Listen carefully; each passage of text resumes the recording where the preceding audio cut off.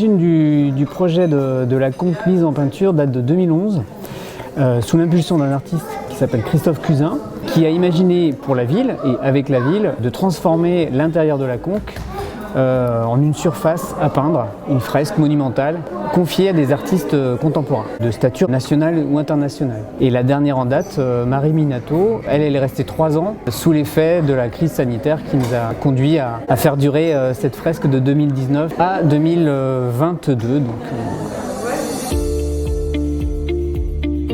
En février dernier, on a ouvert aux habitants le droit de choisir l'artiste qui allait réaliser la conque pour la période 2022-2024.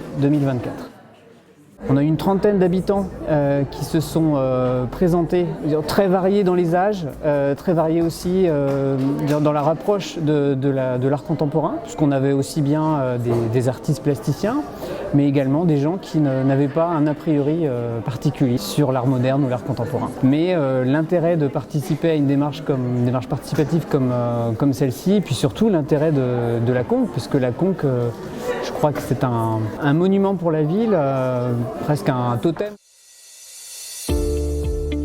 Au préalable, le service des arts plastiques avait retenu 3 artistes que l'on savait capables de réaliser la fresque monumentale.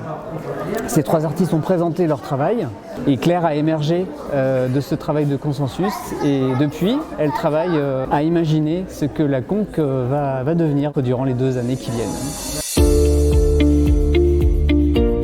Le travail de Claire Nicolet est aussi présenté dans l'exposition Le Génie des lieux, épisode 2, une exposition autour de situations de mutation urbaine qui ont lieu à Nanterre et on fait appel à des artistes qui eux-mêmes ont travaillé avec des habitants et des usagers.